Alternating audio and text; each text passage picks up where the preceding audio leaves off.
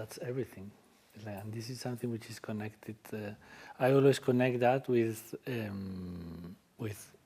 like academic institutions in which society is not so. I mean, and this is something I want to talk about it during the talk. Is like, I think we are in a moment in which we are losing importance as an agent in society, because we don't care at all about what society needs, what society thinks.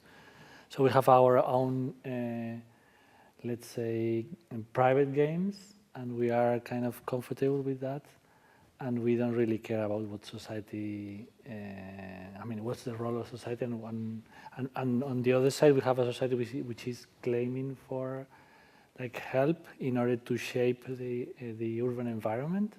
That's really a big issue right now, but we are comfortable playing private games. So it's kind of, we are in that kind of weird situation, which we should be kind of we should have a relevant role, but we don't have it, because it has been our choice during the last decades, no? Just to create our own world to work with, to play with.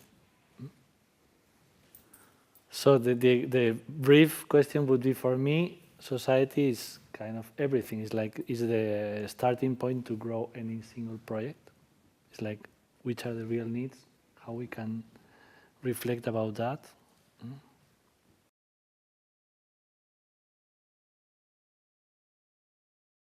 I really think when we start working, it's like is when all the important decisions are already made. And this is something we are trying to experiment in trying to engage the society, like being part of it before usually the conventional work of the architect starts. It's like we try to start before decisions are being made. For example, usually we have like a piece of land with a specific use for it, and then our work starts there. But those decisions already taken, where this is going to happen and what is going to happen, is something that we can also be involved. So this is like a step backwards, no? And also it's trying also a step beyond, because usually our work is framed between that starting moment in which, as I was saying before, is like all decisions are already taken, they have already done. And also, this process also is like, I think there is like an opportunity for us to work before, but also after, like to follow up the process, how things are being, how everything is like, which were your thoughts about how people was going to use it, and how things are really working. And you can extract many conclusions for that, but usually this is something we never do.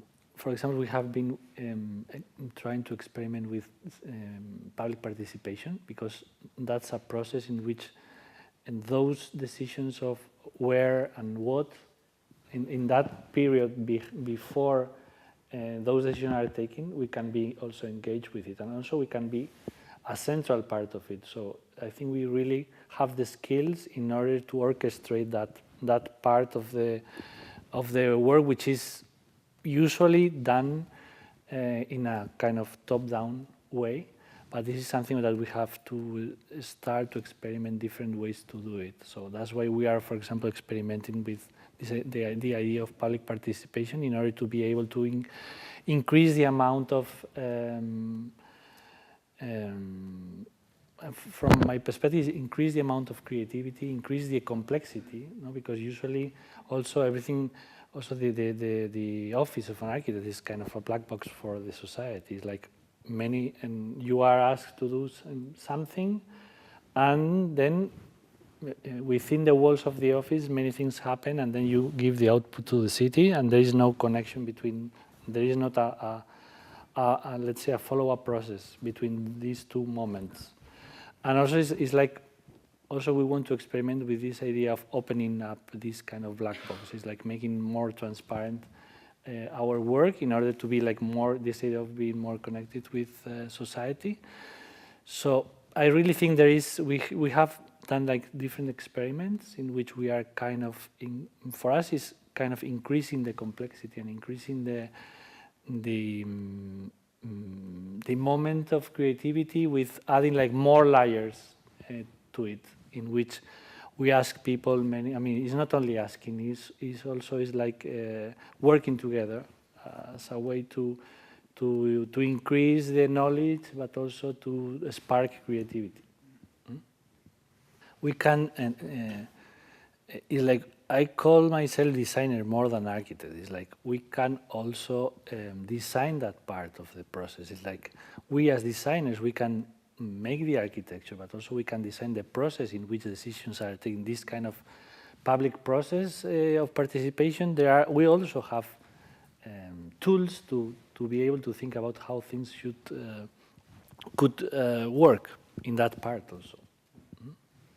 So in a way, we are kind of prepared for we have skills for doing many more things than we are really, we are just stuck in a part of the process. And I think there is like room for many other kind of designers to grow up also in other parts of the process.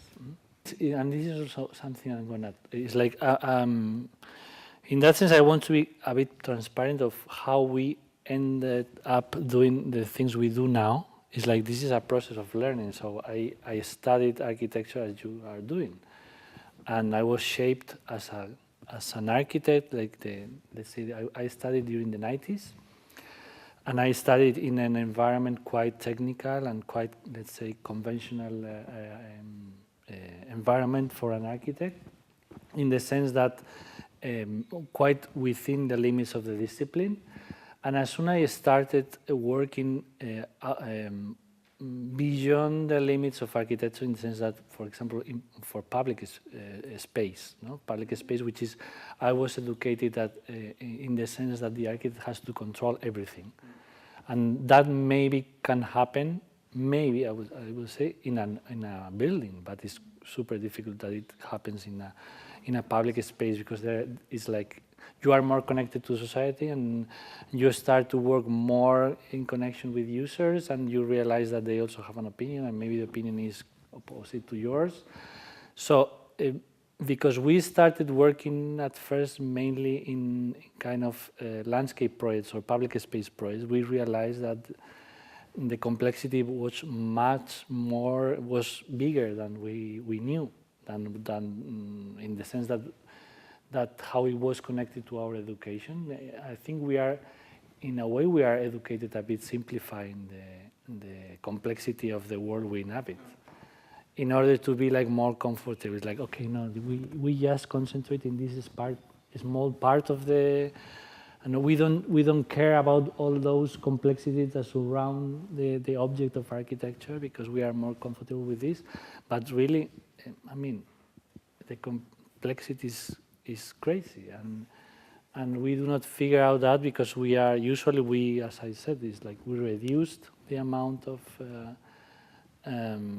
Yes, it's like when but that's more difficult to do when you are working in a public environment, in an outdoor space, and that's why we ended up engaged with a more, let's open way to do things, in the sense that we realize that we maybe have to design projects that are promoting like open behaviors. Like it's not trying to end up with an instruction manual, like usually happens. Like we want to control everything, and we even want to control how things should be used, but suddenly you realize that that's not possible.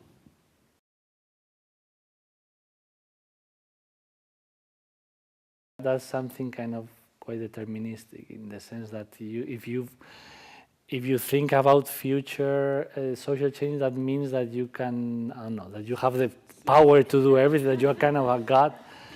And that's, I mean, I don't think we can even figure out what kind of changes. And so the idea is just working into projects that they have, is also like designing open processes and open projects in which people can engage in many different ways. And also is letting a kind of certain amount of flexibility for things to happen in the future and for things to grow.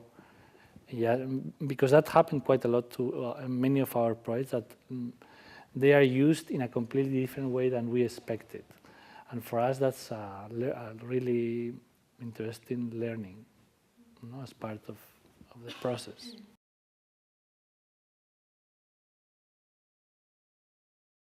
We have worked a lot with it, in the sense that we were quite excited because we figure out that, in the sense that, for example, internet can be also a kind of you can see it as a public space, and sometimes we think it's a public space which is working more in a more healthy way than physical space. Like, it happens quite common that there are many restrictions in the physical space that we inhabit, and on the internet there are like it's evolving faster and it's like with more freedom, which is for certain people that's scary, and that's why we have examples in which people want to put limits to it, because they don't when you cannot control something, there are like part of the population that wants to create limits for it. But we see it as something, with this idea of the city is an organism in which many layers of complexity are overlapped. So this is again another one, which is there and which can connect different layers between them.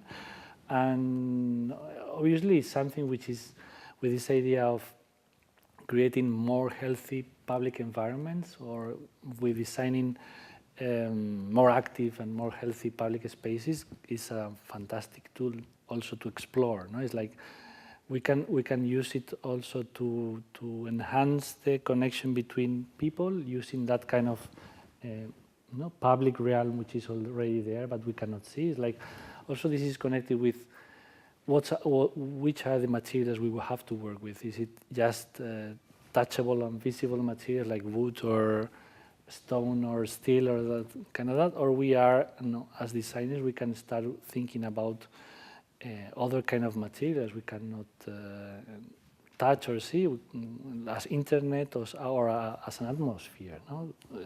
The atmosphere that surrounds us is creating a space and is creating conditions that are even much more important than maybe the physical materials that are creating the limit. No? So it's also part of our work reflect if we are approaching the projects with enough complexity, and if we are missing those layers also, I think we are losing an important part of the game.